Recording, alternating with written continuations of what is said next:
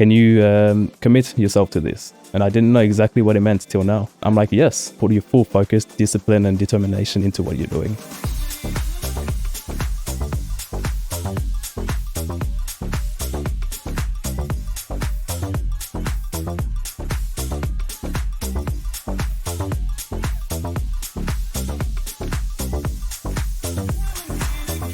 Welcome back to another episode of Relentless Life on Your Terms. I have a friend of mine who I've known for years, fellow Cub member, running multiple businesses, first established in 2015. It's K&S plus Avanta Group. Amal, thank you very much for joining us. Thank you, Chris. It's been a pleasure. Now, first of all, well done. Past the 10-year mark now in business. Very, very impressive. With a team of over 50, turning over 8 figures, which is very, very impressive. Mm-hmm. Tell us a bit about your journey with your first business and how that expanded into a group. Certainly. So I'll start off how K&S Metals actually started off. I was studying university at that time. This is out of high school, 2015. Prior to that, I've been looking at all sorts of things, from Forex trading, multi-level marketing, being involved, and whatever we can find, flipping things on eBay, name it, everything I tried.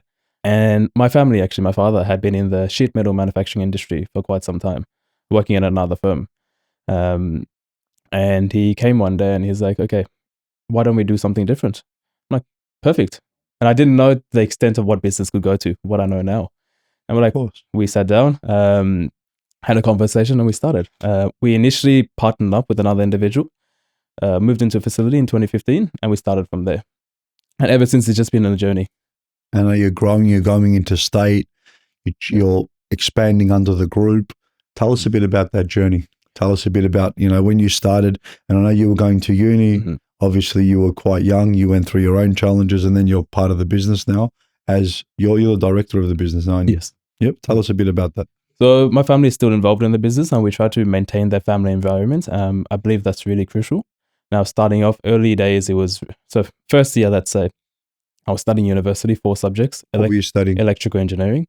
Not the easiest course to study. Requires a lot of calculating, brain power. You're very left brain, but obviously, yeah? Possibly. Yeah. And in between, had to find out how to run a business. Had no idea, no expertise beforehand. Everything I had tried before was only a certain amount. Had to understand how to read profit and loss statements, marketing, branding, talking to clients. My first ever client call I had was sitting in the car, thinking for 10 minutes what to actually say. That call lasted 30 seconds. How did it go? Tell me. It was actually, I was thinking for 10 minutes what to say, and it went something along the lines of, hey, Paul, this is Amar from K&S Metals. How are you doing today? A standard sales introduction. Ended up getting the meeting, came down to a facility. We didn't land him as a client, but that was my first initial call. How'd you feel when you made that call? Nervous. Really nervous at the start. I think nervous is great because it means you care about something. But how great did it feel when you made that call and you booked that appointment? Probably the best feeling. It was something I didn't know how to do before. I'm not much of a public speaker. At that time, I wasn't. Still am not. Wasn't confident in talking to individuals. But that first call was the first step, working towards resilience. And I read I read a lot of your comments, and resilience has been a very big part of your story. Correct. From going to school, from studying, and then being thrown into a business. And then how did you go from that to expanding so many people, so many states, different service offerings, different business as well, Avanta, different brands?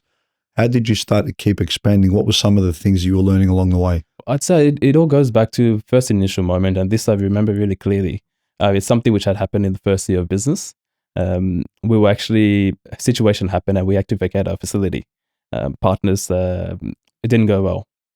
And we sat down as a family, and my father asked me directly, can you commit yourself to this? And I didn't know exactly what it meant till now. I'm like, yes. He's like, are you sure? I'm like, yes. And that was the day. What did he mean, do you think? He meant put your full focus, discipline, and determination into what you're doing. There's a very big difference in being interested in something or being committed. So your father wanted to know, not are you interested, are you committed? Correct. So commitment, I'd say, was the first thing. And I didn't know what was required. I didn't know the hours. University was 4 subjects, was taking a lot of my time anyways. So I'm like, yes, committed. We started. And it was more so after we were vacated from our facility, it was starting up from scratch.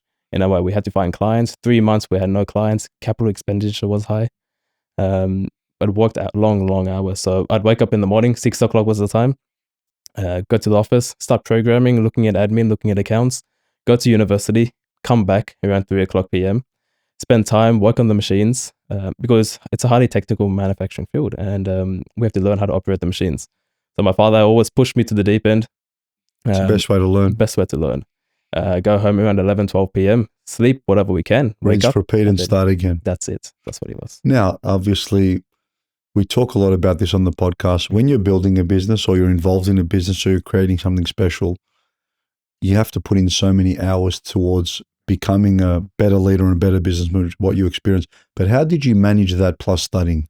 It was difficult, challenging. While learning how to run a business. But that came with its own challenges. Had to take time off university as well. And at first it was 6 months off, then it was 1 year, then it was 1.5 years. And it was all because the business was expanding. We were putting long hours in. Something had to give. Family time, I wasn't able to spend time with family as such. I was spending whatever hours I could at the office. Within the first 3 years of business, I say we had grown 50% at least, which is remarkable. It's incredible. Started landing a lot of clients, but that was all because of the first initial call I made. And it was just constant repetition from that. And that's what, I guess for anyone, what would you say to someone that's scared to make that first call and is going to get in that step? So you said you were in the car for 10 minutes. Mm-hmm. What would you say to someone that's scared? I'd say just get out and do it. Don't overthink too much. You know what? 5, 4, 3, 2, 1, act. I remember I was down very, very far away, and I had living at Taylor's Lakes at the time, and I did 5 in-home appointments. So I left my house at 8 a.m. I'm working down Frankston, and really far, about an hour and a half. Okay. And I had 4 or 5 bookings in a row. Wendy called me, and we had 10 a.m.s, 12s, 2, 4, 6, and 8:30. They were our time slots. Okay. So I did 4 of these time slots. I booked all my clients. And the 8:30 appointment said they're happy to see me at 9:15. So Wendy pushed it back, and I was absolutely exhausted. And there was 2 couples as well. Mm-hmm. And I remember having nothing in the gas tank, and I went outside the house. I put a few houses up. I didn't want them to hear me, and I put a song on really loud just so I could wake myself up. So I go in there. I booked the 2. Then I drove back. I got home maybe 12 o'clock at night, and I had to do all my paperwork. There is no rest when you're trying to build a business. And the reason I bring that story up, it's you're in the car trying to motivate yourself for 10 minutes. It's whatever works, yeah? It's whatever will get you into that frame of mind to create that action, isn't it? It is. And it's sometimes overthinking actually goes the other way. It always does, yeah. You know, we get nervous, we get more tense, and fear starts coming into play, and we won't actually make that call. So. And I think, and I've read a lot about this, you always stress about an event more in actualization. I'm scared about this event than when it actually happens. Correct. So the Stoics believe you should only stress about an event once, but most people stress about it twice because the anticipation of that, and it becomes so much bigger in your mind. So when you made that call, it wasn't as bad as you thought, was it? It was quite simple actually after. And it all depends. The fear I had at that point in time is how the other person would react. It wasn't more so what I was going to, and my capabilities were there. And I will share example shortly after. But it was more so what they would say and what they would think of me and their opinions. So now I know that others' opinions don't matter. It's a limiting belief, isn't it? I remember one of my mentors said, other people's opinions of you is none of your business. In other words, just focus. So once you've made that call and you kept repeating that process, you become obviously very well versed in getting clients, didn't you? And those 3 years when the company grew 50%, how were you coping with that? Who was helping you grow? Did you have a mentor? Did you have someone showing you? You mentioned a profit and loss statement as well. Who was teaching you all this stuff? Profit and loss and finance and accounts, I tried to do my own personal learning. Speak to individuals, speak to other individuals in business. My father was prominent at that time, and he still is. He's busy with his other ventures going on while I look after K&S Metals alongside my team. My mum and my brother are still heavily involved. How many people are in your business that are family? Just 4. So all 4 of you? All 4 of us only. And we try to keep it like that. There's, and this is diverting from the topic a bit, but a lot of individuals, and I spoke to a certain individual whose family is worth hundreds of millions of dollars. And we had a conversation. He came down for a meeting, and he didn't indicate that his father had started the business. I actually knew that from background research I had done. And he's like, okay, it's all the self-made. So Did you like that? Well, I'm like, why? If your family and all of you had actually worked together to set it up, why not actually show respect for that? Maybe, And- I guess it's a very good question, but Mhm. we can only make assumptions. Maybe it's because you wanted to just not highlight that he got that start because it was his father, that it was a family built business. Could be 100 Be reasons. 100 reasons, It yes. could be just very, very humble. Mhm. For me, I think it's a very, very beautiful brag, whatever you want to call it, to say that this is a family business Yeah. my father started. Mhm. But everyone's different. Be a very interesting question to have asked him. It is there. And I actually got an answer from him. He's like, I don't know. People treat him differently from where he came from. That's what I And thought. that's what it is. That's what I thought, yeah. Yeah. So you did ask the question, Did yeah. I- Wow. yeah. It happened with me as well, actually, initial days. So, and I was doing everything from admin, accounts, programming, designing before we started hiring more individuals on board. And as soon as individuals see that, okay, you've got a prominent figure or someone such as your father overlooking you, that, oh, cool. Maybe your expertise, your knowledge isn't there. And at a young age, 22, 23 years of age, especially in the sheet metal engineering field, individuals don't always look at us with that level of knowledge. So my one turning point was, okay, if I'm young, if I'm in an industry where others may not show that respect, what can I do? And it was mastery. It was mastery over what we do, how we do it, understanding every single aspect of our business. I love that. You know, when I was in homing, I was 19, 20, and I was going in teaching people to come into the office and invest. And I was thinking, a lot of people are going to say, what is this 20-year-old going to teach me? So I couldn't use my personal experience, but I'd use my parents' experience in my presentation, and I'd book them to come in. And I just became very, very good at dealing with people because I was the same. Because when I became a national manager at 23, I was the youngest national manager by about 10 years. And people would think exactly the same. But give me someone young and hungry that's motivated and inspired like you were. You want to master it, and that you overcome that pretty fast, I think. Correct. Yes. Which you obviously did. But it was a very, very high level of emotional intelligence for you to acknowledge that. Was it because clients were treating you different, or you just thought, hang on a second here, I'm very young? What was it? Both, actually. It was the way clients were talking at the start. So on call, it would be different. In Of person, course. it'd be different. Of course. So on call, we'll have a proper conversation, 20 minutes, get the deal nearly done. When they come in person, like, oh, you're just a young kid. How do you know how to satisfy $100,000 deal? Just like that. How do you know how to run the machines? How do you know how to design? I'm like, well, effort, time, and energy were placed into whatever I'm doing and the craft. And it's about not becoming a specialist. In one way it is, but it's not. It's about understanding every single aspect and then giving a value to the client. Now, how long within that business now you've been working with? Did you become the director to run that business? It wasn't from the start. Not How from long the did it start, no. take you? Well, at the moment, my title is Group CEO, and I like that's director is therefore Avanta. A Group CEO is, and that took, let's say, 4 or 5 years. The duties haven't changed. It's mostly just the title. Duties Because will you're always doing contain. everything anyway Everything is from the start. I always say. But I yes. like the mentality of your father, throw you in the deep end and teach you, because I think that's how you really learn to problem solve. Correct. And you mentioned before profit and loss. When I asked one of my ex-bosses, what's the most important thing about a business, and I've shared this story quite a few times, he said, understand how to read a profit and loss statement. Mhm. And that always stayed with me, because I thought, what a profound statement. And to run a successful business is very, very important to understand those metrics. Mhm. And if you don't know what to do, you just find someone experienced that can teach you, That's right. a mentor or someone that's gone through that as well. 100%. So I'd say my father, my uncle, they'd be my closest mentors, my own family. But if we go outside of that, actually a mutual friend of ours, Adrian Honduras. So I remember, yeah. he has been my official mentor, I'd say. And we're close friends as well. So, and he's taught me how to look at business, everything from a whole high level point of view, how to put systems in place. I didn't have systems in place at the start of the business. It's because there was only a small group of individuals all over looking at different departments and all that.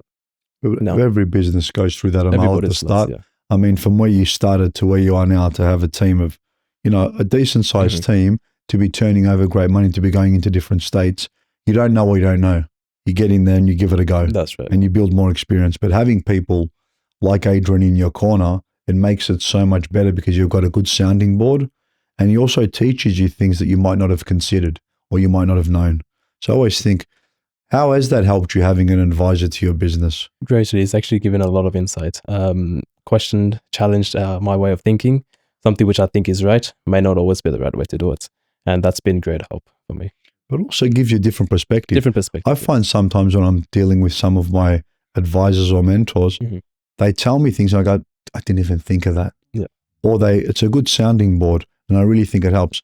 So now Advanta, which started in 2017 or 18, I believe. 2018. 2018. Tell us a bit about that business. Well, that ventured out from what KNS Metals actually initially was. We had facility, we had resources. So I'm like, well, why can't we do something different? So KNS Metals is heavily service-based. I'm like, well, product is also service and product-based, two avenues where we can create a brand that can expand.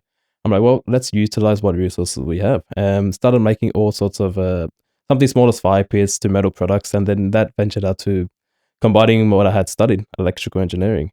Started working on, and we're still research and developing at the moment, vertical growing systems, combining electronics, trying to find out how to utilize artificial intelligence for plant health, plant recognition, and working towards vertical farming. And you're expanding more services and more brands along that too. Correct, yeah. So that's research and development in its place. Something which I'm excited to share at the moment is I'm launching a fine jewelry brand that should be launching within the next 1.5 months. What made you get into fine jewelry from what? I've always loved luxury. I guess we always work, and we need to reward ourselves with something. So what sort of jewelry pieces would you be? So at the moment, these are silver, diamond, silver and gold. We don't deal with stainless steel, gemstones, lab grown, the whole lot. I won't share too much into it at the moment, but there's an ecosystem being built behind it. But it's about having expression and meaning behind each of the pieces. So when a person wears something, it means something. It has some sort of meaning. I like that because I love watches. I love jewelry as well. But I think it's what that symbolizes. It's that reward to yourself. It's that goal, and I think it's so important. And specifically watches, it symbolizes or represents the most important thing in life. I think time. Yeah. So it's such a good thing. I think jewelry is a great way to reward yourself. Now, Mal, some of the challenges that you faced going to school, being at a young age, what are some of the challenges you faced and how did you overcome them? I'd say fear is a big aspect. Understanding when we should take a step, when we should take action, that execution gap. So capital challenges have been there from the start, but it's always finding out from when we conceptualize to what the actual time frame it takes to take action. And it's that execution gap. If we minimize that execution gap, our challenges can be minimized as well.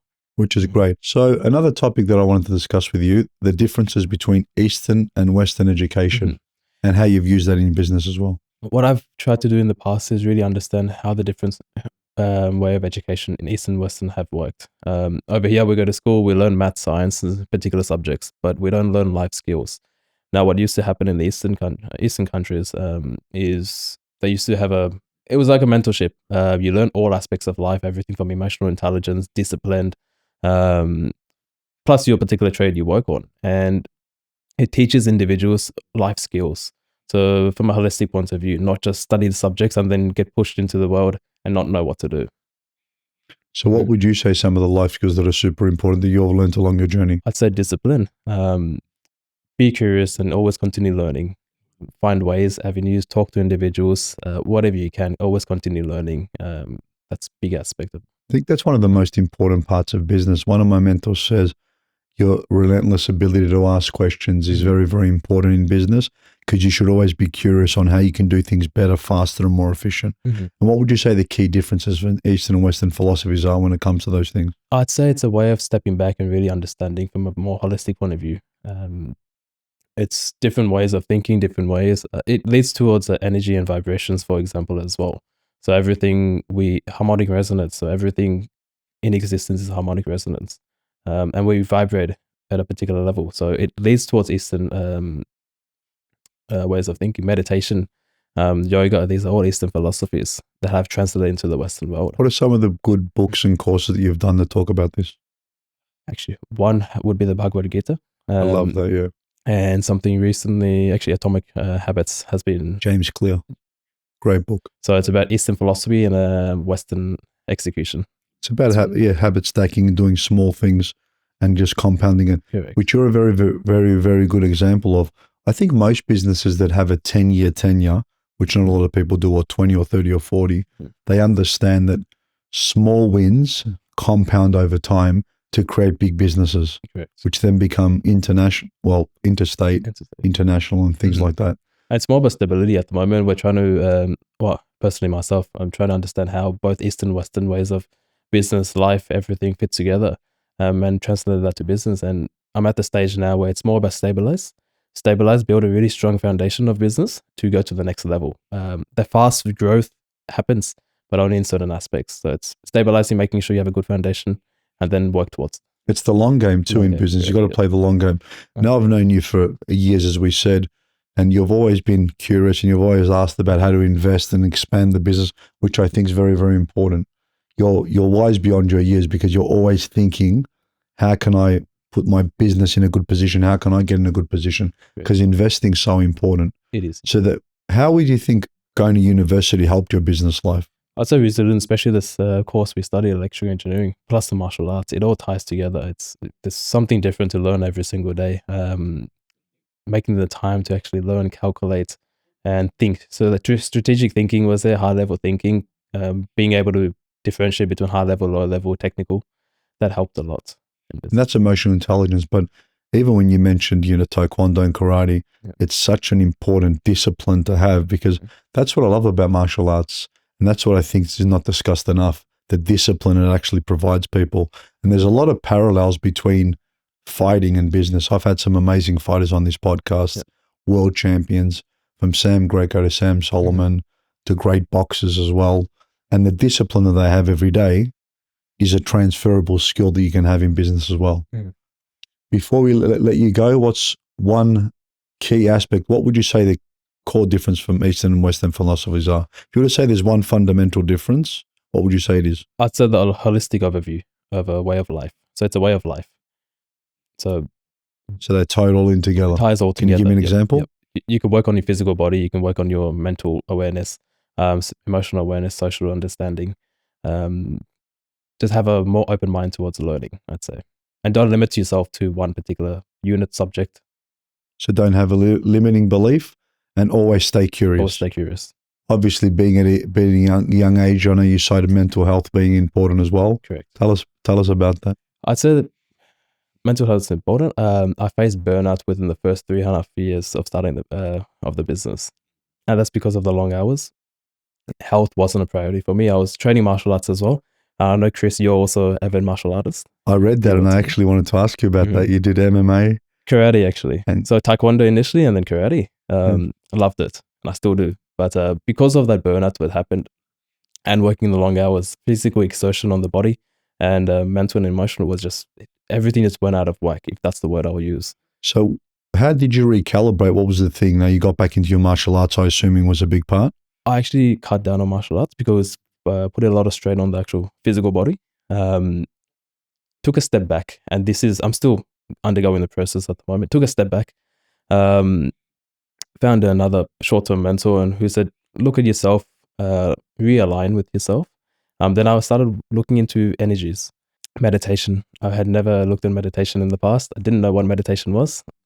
And that was a big aspect. So realigning health, looking at the vagus nerve, anxiety, depression, how other people have faced what they've faced, and how to really realign ourselves. When we're realigned mentally, physically, and emotionally, then we become in balance. And when we're in tune with ourselves, it translates to business. Of course. How we lead, how we talk to individuals. You make better decisions. But it's funny too. So transcendental meditation I practiced and I learned a bit about, did a couple courses. I know Ray Dalio is very, very big on that. I know it helps a lot.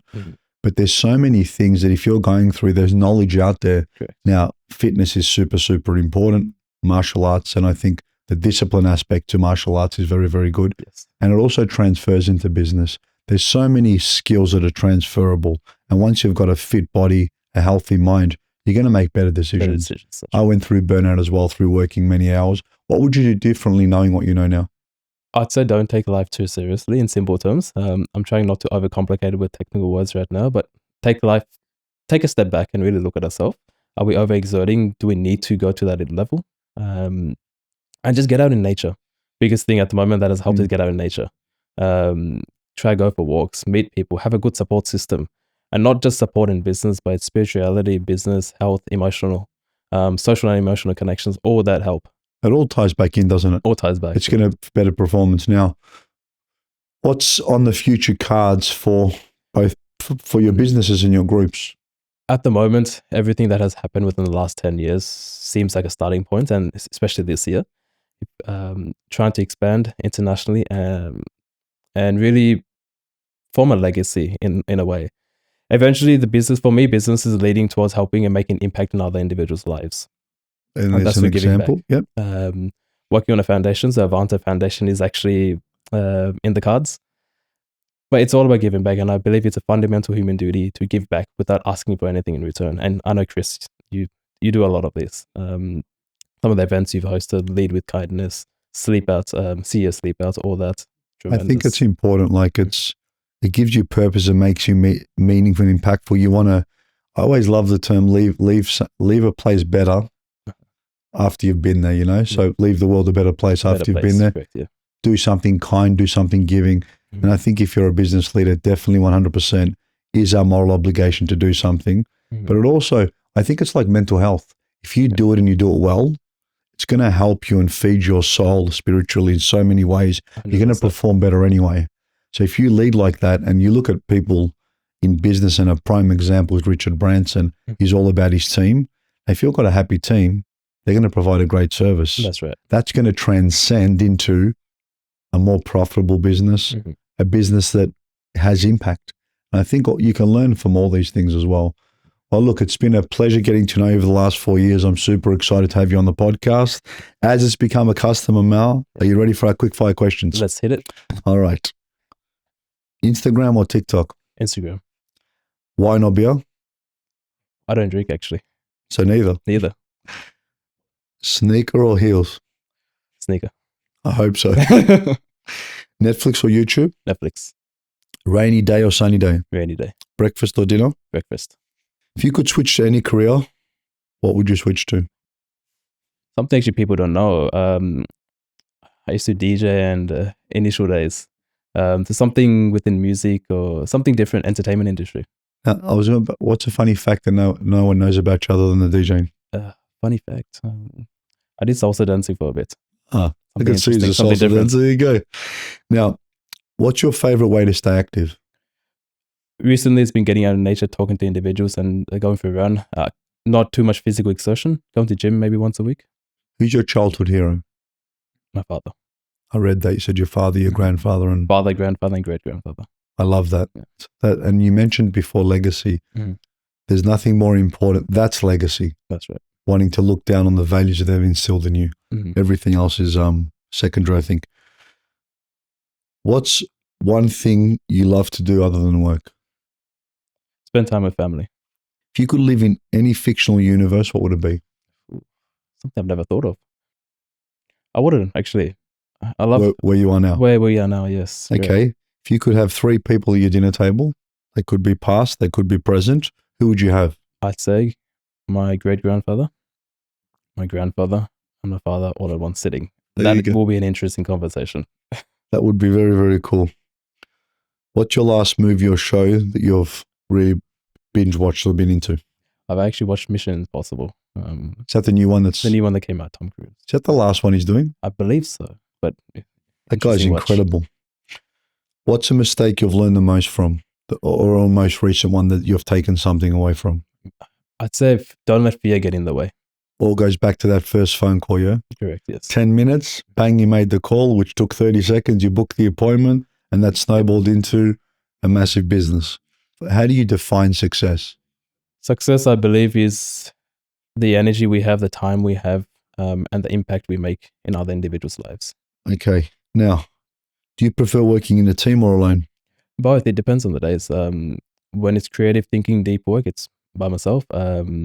Technical, it's always in a team. What's the first thing you think of when you wake up? I'm always thankful to actually firstly be able to wake up and then just smash out the day. Attitude of gratitude, huh? And the most important question, of course, Amal, on a scale of 1 to 10, how much have you enjoyed being on our podcast? 20 out of 10. Always a 10 out of 10, Chris. Thank you very much. Remember, if you like our episodes, like, share, and subscribe to see more of Relentless. Thank you.